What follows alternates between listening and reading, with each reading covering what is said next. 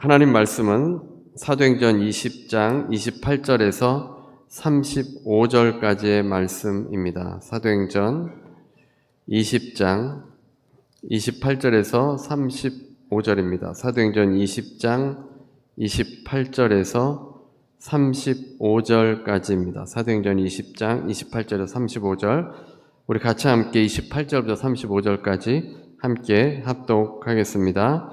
여러분은 자기를 위하여 또는 온 양떼를 위하여 삼가라. 성령이 그들 가운데 여러분을 감독자로 삼고 하나님이 자기 피로 사신 교회를 보살피게 하셨느니라. 내가 떠난 후에 사나운 이리가 여러분에게 들어와서 그 양떼를 아끼지 아니하며 또한 여러분 중에서도 제자들을 끌어 자기를 따르게 하려고 어그러진 말을 하는 사람들이 일어날 줄을 내가 아노라. 그러므로 여러분이 일깨어 내가 3년이나 밤낮 쉬지 않고 눈물로 각 사람을 훈계하던 것을 기억하라. 지금 내가 여러분을 주와 및 그 은혜의 말씀에 부탁하노니 그 말씀이 여러분을 능히 든든히 세우사 거룩하게 하심을 입은 모든 자 가운데 기업이 있게 하시리라. 내가 아무의 은이나 금이나 의복을 탐하지 아니하였고 여러분이 아는 바와 같이 이 손으로 나와 내 동행들이 쓰는 것을 충당하여 범사에 여러분에게 모본을 보여준 바와 같이 수고하여 약한 사람들을 돕고 또 주 예수께서 친히 말씀하신 바 주는 것이 받는 것보다 복이 있다 하심을 기억하여야 할지니라. 아멘. 오늘은 피로 사신 교회라는 제목의 말씀으로 함께 은혜를 나누겠습니다. 목사직 그리고 목사라는 책에 보면 두 가지 유형의 목회자가 나옵니다. 첫 번째 유형은 아론입니다. 아론은 이스라엘을 출애굽시킨 모세의 형입니다. 하나님께서는 아론에게 제사장직을 행하게 하셨습니다. 아론이 출애굽기에서 주요한 인물이 된 것은 아론이 초대 대제사장이기 때문입니다. 하나님께서는 별도로 옷을, 거룩한 옷까지 만들어서 이 아론이 백성들과는 구별된 그런 모습이 되도록 해주셨습니다. 대제사장은 무엇보다도 하나님 말씀을 잘 지키고 백성들을 하나님 말씀 잘 지키도록 인도하는 일일 겁니다. 그런데 모세가 시내산에서 십계명을 받기 위해 올라갔을 때 모세가 산에서 내려오지 않게 되었습니다. 몇 주가 지나도 모세가 내려오지 않자 백성들은 불안해서 아론에게 송아지 형상을 만들도록 합니다. 이집트에서 보아왔던 금송아지를 새겨 만들었습니다. 이스라엘 백성들이 직접 만들든지 해야 할 텐데 이스라엘 백성들이 만들지 않고 아론에게 직접 만들도록 했습니다. 아론은 금송아지를 만들어 놓고 이스라엘아, 이는 너희를 애굽 땅에서 인도하여 낸 신이라, 너희의 신이다 라고 소리쳤습니다. 여기서 신은 하나님을 말합니다. 금송아지 작은 것 하나 만들어 놓고는 이것이 너희의 신이라고 한 겁니다. 금송아지가 이집트에서 10가지 양을 내리고 홍해를 가르시고 만나를 내리고 반석을 쳐서 물을 주시는 그 하나님이라고 한 것입니다. 이스라엘은 그 금송아지 앞에서 광란의 축제를 벌였습니다. 이스라엘은 신나고 즐거웠습니다. 아론을 추켜 세우며 좋아했습니다. 눈에 보이지 않던 하나님을 금송아지로 만들어 놓으니까 눈으로 볼 수 있어서 좋았습니다. 이제 불안해하지 않아도 되고 금송아지를 보면서 그 금송아지가 행복을 줄 것 같았습니다. 하나님께서는 영이신 하나님이십니다. 결코 금송아지에 갇혀 계시는 분이 아니십니다. 아론은 사람들에게 칭찬을 받으려고 하나님을 금송아지에 가다 버렸습니다. 하나님을 왜곡했으면서도 아무렇지도 않았습니다. 그러나 모세가 시내산에서 내려왔을 때 모세가 아론을 책망했습니다. 아론은 자신의 잘못이 아니라고 했습니다. 이스라엘 백성들이 원래 악한 존재가 아니냐고 했습니다. 그래서 자신은 그저 그 백성들의 요구에 따라 금부치를 불에 넣었는데 저절로 금송아지가 나왔다고 했습니다. 금송아지 제작을 주도했던 아론이 문제가 터지자 이스라엘 백성들에게 다 책임을 돌렸습니다. 두 번째 유형은 모세입니다. 모세는 하나님의 십계명을 들고 산에서 내려왔을 때 금송아지를 만들고 이스라엘 백성들은 광란의 춤을 추고 있었습니다. 광란의 축제를 벌이고 있었던 겁니다. 그 분위기 속에서 모세가 그 분위기를 꺾는 것은 쉽지 않은 일입니다. 그럼에도 모세는 결코 죄 가운데 있는 이스라엘과 함께하지 않았습니다. 경로하여 그들을 향해 두 돌판을 던졌습니다. 그들이 경배한 금송아지를 박살내어서 그 위에 물을 뿌리고 그들에게 마시게 했습니다. 그것도 모자라 레위인들을 시켜서 3,000명을 처단하였습니다. 하나님을 부정하고 모독한 범죄에 대한 무서운 응징입니다. 사실 모세는 아무런 힘이 없습니다. 이렇게 절대다수가 광란에 그 축제를 벌이면서 모세를 반대해서 돌이라도 던졌다면 모세는 죽은 목숨이었을 겁니다. 모세는 그런 이스라엘에 대항을 했고 또 이스라엘 백성들을 하나님께 용서해 주기를 간구했습니다. 용서의 대가로 누군가 죽어야 한다면 자신의 이름을 생명책에서 지워도 좋다고 했습니다. 모세는 인기를 쫓지 않았고 하나님의 뜻을 온전히 전했습니다. 모세는 대중의 열망과 인기에 영합하려고 한 적이 없습니다.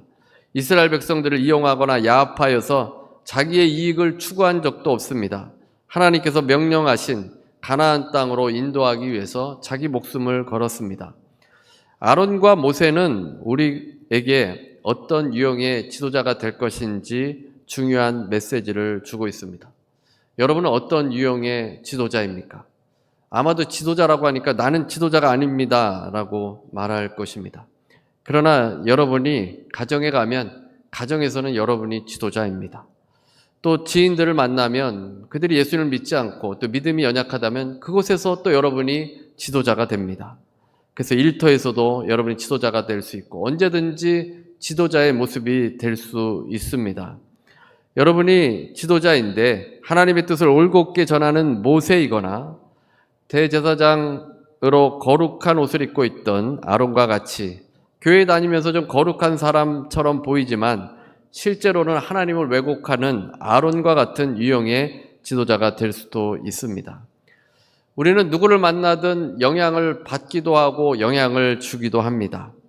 우리를 통해서 하나님을 깨닫게 되기도 하고 또 그 반대의 경우도 있습니다. 사람들의 말을 들어주다가 사람들에게 이용당하거나 조종당하기도 합니다. 하나님의 뜻을 왜곡하기도 합니다. 내 목숨을 위해서, 이익을 위해서, 인기를 위해서 하나님의 뜻이 왜곡될 수도 있다는 것입니다. 우리가 언제나 이 부분을 주의해야 합니다. 오늘 본문에서 바울은 에베소 교회의 장로들에게 마지막 부탁을 하였습니다. 바울이 마지막 사명이 가까움을 직감하면서 예루살렘으로 향하는 길에 환란이 있어도 그 길을 가겠다고 했습니다. 이제 다시는 에베소의 장로들을 보지 못할 것입니다. 26절입니다. 오늘 본문 26절. 그러므로 오늘 여러분에게 증언하거니와 모든 사람의 피에 대하여 내가 깨끗하니. 바울은 오늘이라고 말합니다. 오늘이라는 시간은 다시 오지 않을 소중한 시간입니다. 바울은 이 애절한 표현으로 듣는 이에게 전하려는 메시지가 있습니다. 바울은 3년 동안 밤낮 쉬지 않고 눈물로써 복음을 전했습니다. 그가 할 수 있는 최선을 다해서 하나님의 뜻을 전했습니다. 바울이 에베소에서 복음을 전했기 때문에 그 복음을 듣고도 예수를 믿지 않는다면 그 사람 자신의 책임이 되어질 겁니다. 그래서 바울은 책임이 없고 무죄하다고 선포하였습니다. 이제 바울은 장로들에게 부탁합니다. 28절입니다. 28절. 여러분은 자기를 위하여 또는 양떼를 위하여 삼가라. 성령이 그들 가운데 여러분을 감독자로 삼고 하나님이 자기 피로 사신 교회를 보살피게 하셨느니라. 온 양떼는 에베소의 성도들, 에베소 교회를 말합니다. 자기 자신을 위해서 또 에베소 교회를 위해서 삼가라고 했습니다. 삼가라는 것은 주의하라는 겁니다. 경계를 늦추지 말라는 것입니다. 장로들은 에베소 교인들에게 하나님의 뜻을 주의하면서 가르치라는 것입니다. 바울은 에베소의 장로들을 세웠습니다. 하지만 바울은 그 뒤에서 역사하시는 그 성령이 이 장로들을 세웠다고 말하고 있습니다. 장로들을 성령께서 세우신 것입니다. 장로들은 감독자인데 관리자, 보호자라는 뜻입니다. 교회의 전반적인 일을 살피고 관리하는 임무를 가진 사람들로서 오늘날에는 목회자나 지도자들에 해당하는 직분입니다. 1세기가 지나가면서 장로와 감독 직책이 구분이 생겼지만 그 전에는 다 같이 영적인 지도자들을 장로나 감독으로 부르게 되었습니다. 그러면 성령께서 감독자로 삼으신 이유는 무엇이겠습니까? 28절 하반절입니다. 하나님이 자기 피로 사신 교회를 보살피게 하셨느니라. 이 보살피게 하셨다라는 것은 치게 하셨다. 이 단어 이렇게 번역하는 것도 있는데 목자가 양을 칠 때 사용한 단어입니다. 목자가 양떼를 데리고 물과 풀을 먹이고 잠을 재우는 것처럼 이 교회의 장로들은 이 교회를 제자들을 잘 양육시켜서 하나님의 교회로 온전히 성장시켜 나아갈 것을 말씀해 주고 있습니다. 하나님이 자기 피로 사신 교회라고 되어 있는데 여기서 피를 흘리사 교회를 사신 주체는 예수 그리스도이십니다.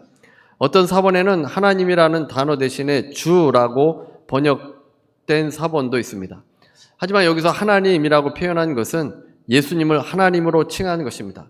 바울은 성자 하나님이신 예수 그리스도께서 보혈로 사신 교회를 올바로 양육하기 위해서 3년이나 밤낮 쉬지 않고 각 사람을 훈계했는데 이제 장로들이 이 일을 맡아줄 것을 당부하고 있는 것입니다.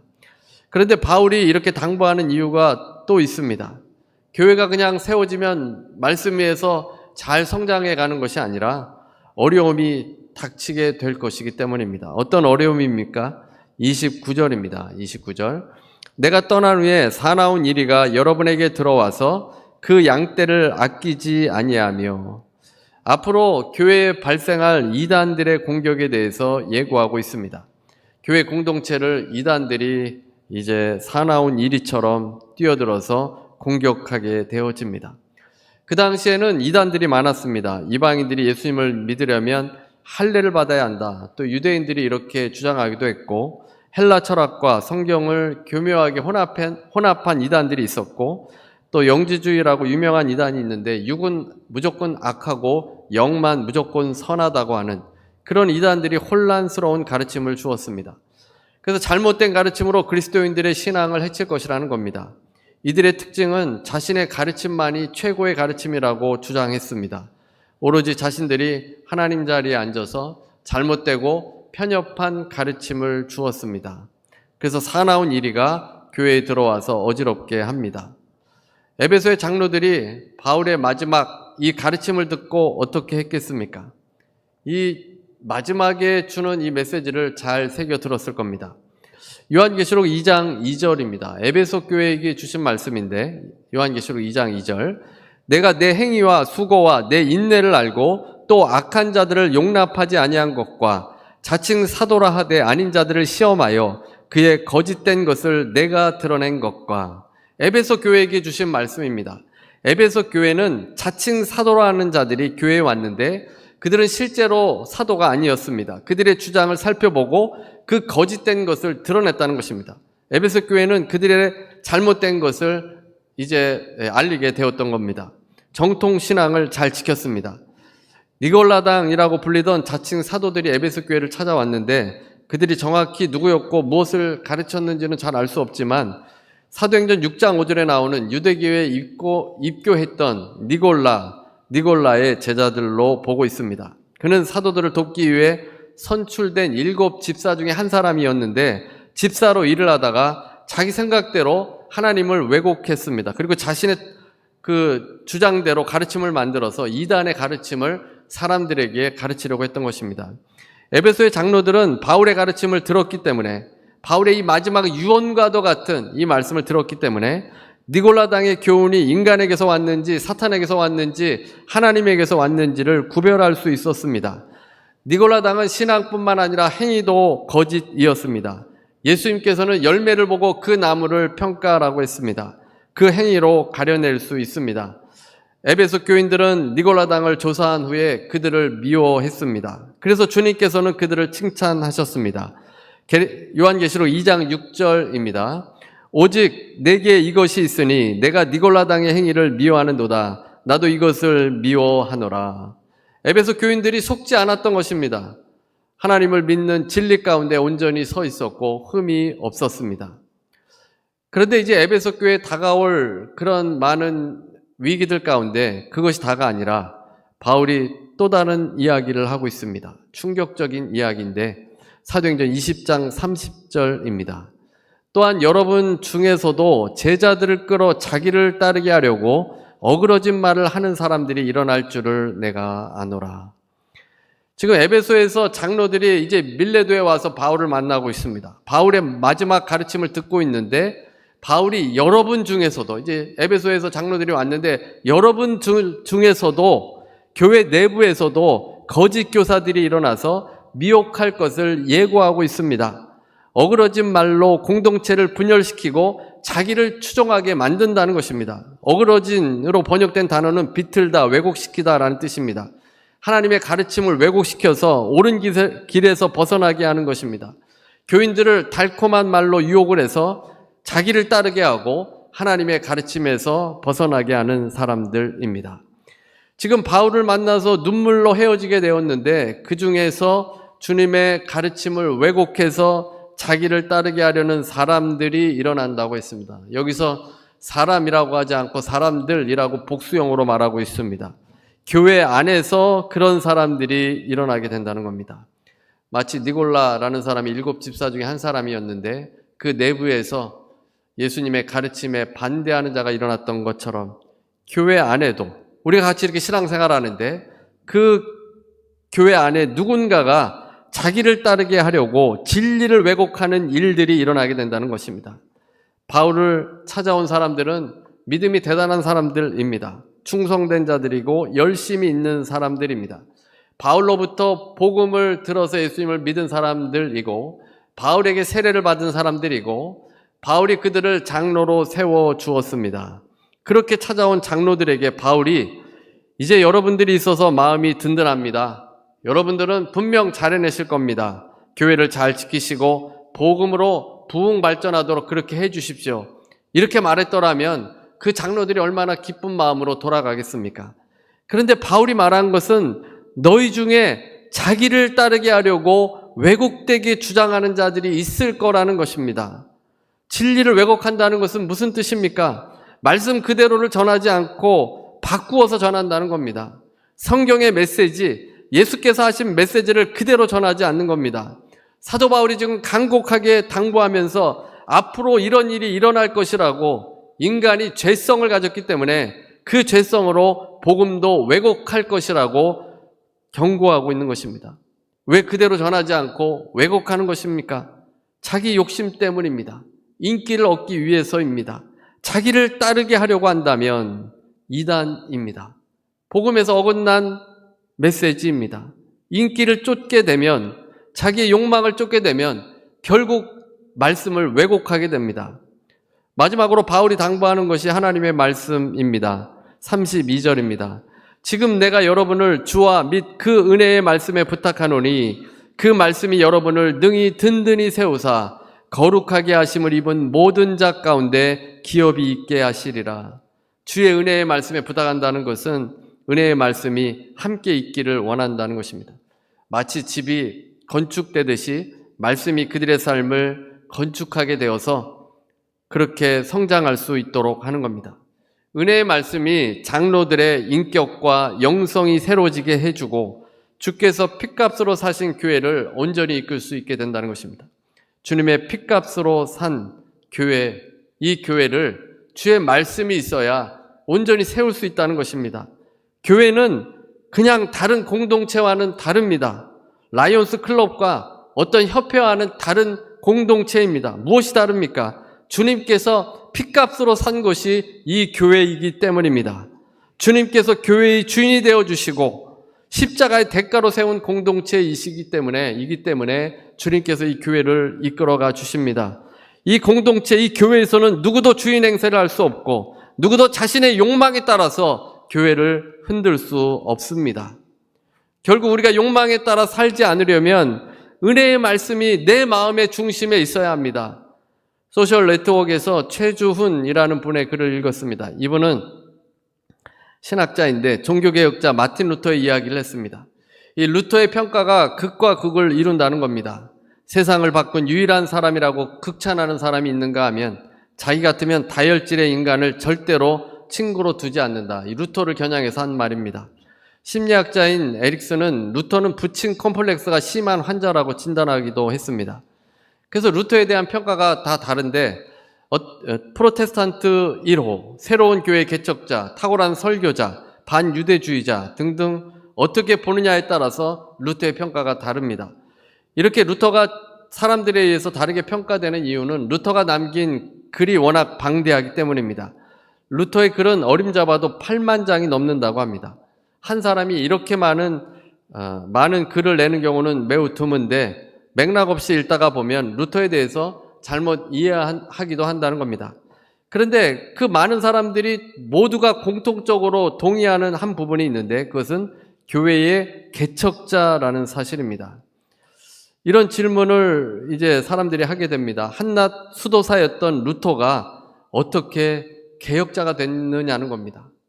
제가 볼 때는 성격도 조금 안 좋은 것 같습니다. 다혈질이고 사람들이 별로 안 좋아하는 그런 스타일인 것 같은데 루터가 어떻게 그 카톨릭의 위세 앞에 맞서서 개혁자가 될 수 있느냐는 겁니다. 루터를 연구하는 학자들은 이에 대해서 한 가지 의견으로 답을 모으고 있습니다. 종교개혁 전 전환점이 있었다는 겁니다. 루터가 세상을 떠나기 1년 전 자기 인생을 회고하게 됩니다. 이 글에 따르면 로마서 1장 17절을 묵상했는데 로마서 1장 17절입니다. 복음에는 하나님의 의가 나타나서 믿음으로 믿음에 이르게 하나니 기록된 바 오직 의인은 믿음으로 말미암아 살리라 함과 같으니라. 이 말씀을 주야로 묵상하고 모세처럼 그 말씀의 반석을 두드리며 씨름했더니 갑자기 열린 문을 통해 천국으로 들어간 것처럼 완전히 거듭났다라고 설명을 했습니다.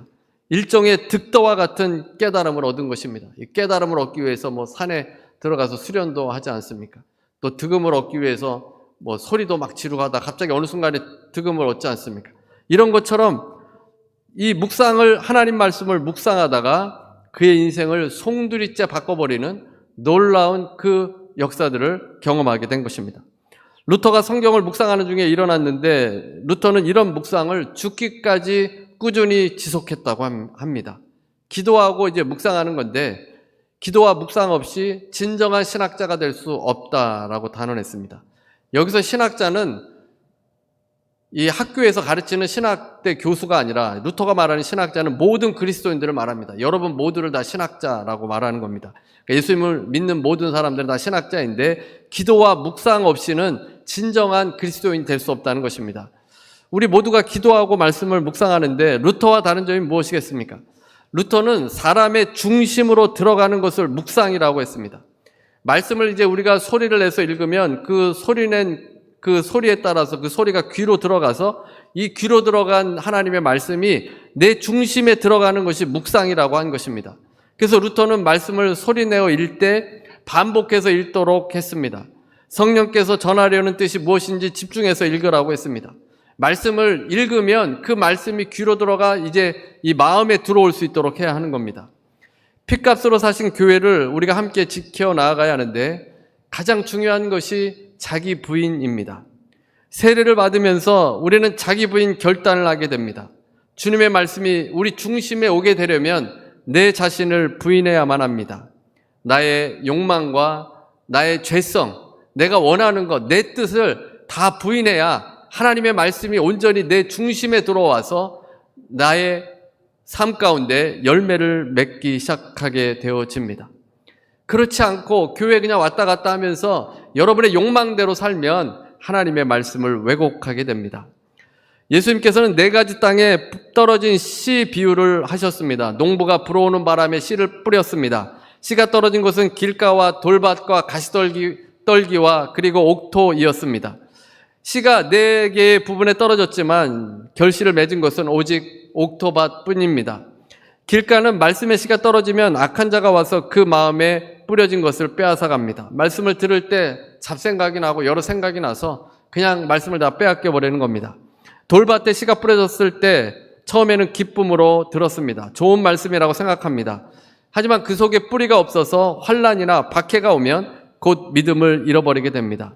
바람이 불면 뿌리가 낮은 나무는 쓰러지는 것과 같습니다. 뿌리가 얕기 때문에 금방 뽑혀 나갑니다.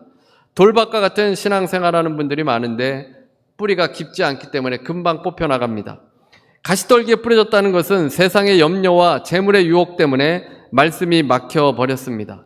염려하는 삶이 많기 때문에, 항상 염려하기 때문에, 또 욕심이 있습니다. 그 마음에 욕심이 있기 때문에 말씀이 제대로 뿌리를 내리지 못합니다. 말씀을 유혹 때문에 왜곡하는 현상이 일어납니다. 가시떨기와 같이 가시가 많은 마음밭이니 제대로 말씀이 결실을 맺지 못하는 겁니다. 상처 많은 사람과 대화를 하면 좋은 말을 해도 오해를 하고 왜곡해서 듣습니다. 아무리 좋은 이야기를 해도 자신을 무시한다고 생각합니다. 그 마음에 가시가 많기 때문입니다. 하나님의 말씀이 그 사람의 삶에서 온전히 열매 맺어지기가 힘듭니다. 가시가 있기 때문입니다. 옥토밭에 떨어질 때 말씀이 결실을 맺어서 100배, 60배, 30배가 됩니다. 말씀 한 절이라도 100배, 60배, 30배의 결실을 맺게 된다는 겁니다. 그러면 옥토밭과 다른 밭과의 근본적인 차이는 무엇입니까? 옥토밭은 자기 부인 결단을 한 사람입니다. 내 욕심대로 말씀을 받아들이지 않습니다. 말씀 그대로를 받아들이는 사람이 옥토밭입니다. 다른 밭들은 굳어 있습니다. 길가, 돌밭, 가시떨기의 밭은 갈아지지 않는 딱딱한 밭입니다. 그곳에서 말씀을 그대로 받아들여지지 않는 것입니다. 옥토밭은 다 갈아 엎어진 밭을 말합니다. 돌처럼 굳은 땅에 농부가 그대로 씨를 뿌리는 농부는 없습니다. 그 땅을 다 갈아 엎습니다. 돌멩이나 나무뿌리, 풀뿌리, 불순물들을 다 제거해서 그 땅을 다 갈아 엎고 그 땅에 씨를 뿌리면 많은 결실이 맺어집니다. 말씀의 결실이 일어나지 않는 이유는 자기 부인 결단이 없기 때문입니다. 세례를 받을 때 사실 우리가 자기 부인 결단을 하고 있는데 이 자기 부인 결단이 이루어지지 않으니까 교회를 오해하고 내 욕망을 따라 살기 때문에 성장이 일어나지 않습니다. 신앙생활을 해도 1년, 5년, 10년, 수십 년을 해도 그 삶은 늘 변하지 않고 똑같습니다. 내 마음밭이 옥토가 아니기 때문입니다. 시간이 지나가면 교회에서도 재직이 되고 또 중직자들이 되어집니다. 그러나 자기 부인 결단을 하지 않으면, 내 자신을 부인하고 십자가를 지지 않으면 그 사람은 하나님의 말씀을 왜곡하게 됩니다. 전혀 다른 것을 진리인 양 붙들고 주장하게 됩니다. 자기 이익을 따라 자기 이익이 조금이라도 손상이 되면 얼굴을 붉히고 화를 내게 되어집니다. 자기 생각대로 교회를 움직이려고 합니다. 자기 부인이 되지 않는 사람은 옥토가 아닙니다. 길가, 돌밭, 가시떨기에 지나지 않습니다. 우리가 모여있는 이 교회는 핏값으로 사신 교회입니다. 그런데 우리 내부에서도 저를 비롯해서 누구라도 욕망대로 살아간다면 교회를 반대하는 그런 모습으로 하나님의 말씀을 왜곡할 수 있다는 것입니다. 오늘부터라도 하나님의 말씀대로 받아들이는 자기 부인 결단이 있어야 합니다. 주님의 핏값으로 산 교회를 잘 지켜나가면 주님께 칭찬받지 않겠습니까? 고린도후서 2장 17절입니다. 우리는 수많은 사람들처럼 하나님의 말씀을 혼잡하게 하지 아니하고 곧 순전함으로 하나님께 받은 것 같이 하나님 앞에서와 그리스도 안에서 말하노라. 수많은 사람들이 하나님의 말씀을 혼잡하게 하였습니다. 이단자들이나 목사나 유튜브에 나오는 사람들, 또 만나는 사람들, 기독교를 아는 사람들이 말씀을 자꾸 왜곡합니다. 진리도 아닌데 자기 생각을 주장하는 경우가 허다합니다. 하나님의 말씀을 전하는 것 같지만 실제로는 자기 이익을 따라 사람을 이끌려 할 뿐입니다. 말씀이 혼잡되어 있습니다. 사람에게 인기를 위해서 사람들이 요구하는 대로 말씀을 전한다면 그는 분명 이단자일 것입니다. 불순물이 섞인 복음입니다. 십자가를 말하지 않는 복음. 예수 믿는다는 것 그냥 왔다 갔다 하는 것 아닙니다. 반드시 우리가 세례를 받는 것처럼 자기 부인 결단이 있어야 합니다. 그 세례를 빼놓고 말한다는 것, 그것 또한 말씀을 혼잡하게 하는 것 아니겠습니까? 예수님께서는 분명히 내 제자가 되려면 자기를 부인하고 자기 십자가를 지고 나를 따르라고 했습니다.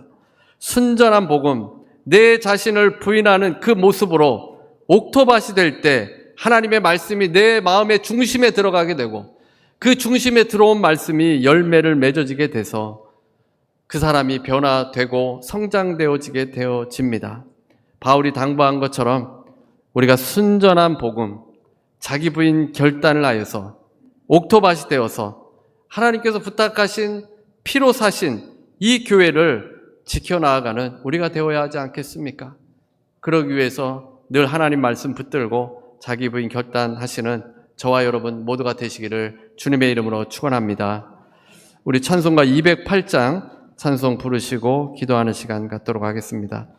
찬송가 208장입니다. 은혜로우신 하나님 감사합니다. 오늘 말씀을 통해서 핏값으로 세워진 교회, 하나님 교회를 지켜나가도록 우리 모두에게 책임을 주셨습니다. 하나님 내 욕심과 내 욕망과 하나님 내 뜻으로 하지 않게 하시고 온전하신 주의 말씀대로 아멘하며 순종하게 해주셔서 하나님 이 마지막 때에 우리 교회가 하나님 기뻐 받으시는 온전하고 순전한 교회로 나아갈 수 있도록 우리를 도우시고 인도하여 주옵소서. 성령의 음성을 듣고 순종하는 교회, 하나님께서 이끌어가 주시는 대로 한 걸음 한 걸음 나아갈 수 있는 교회 될 수 있도록 주님 도와주시옵소서. 우리 안에 변화와 성장이 있기를 원합니다. 하나님의 말씀이 우리 마음 가운데 아버지 거하여져서 변화될 수 있게 하시고 성장되어질 수 있도록 성숙해질 수 있도록 주님 도와주시옵소서.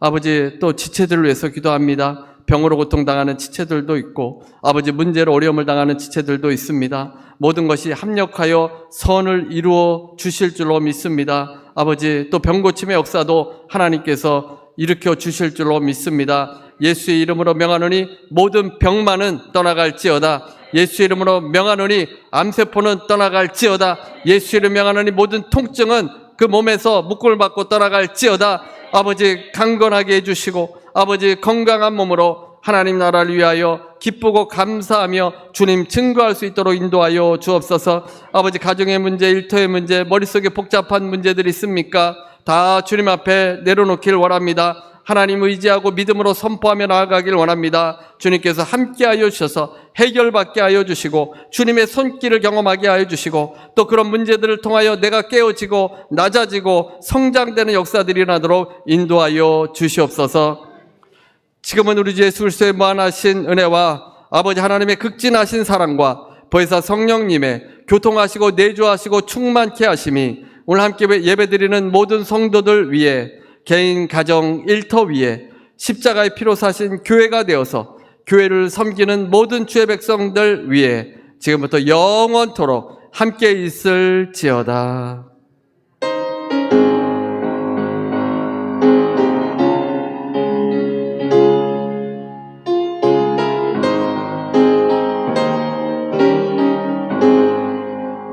하나님께 감사의 박수 드리시겠습니다.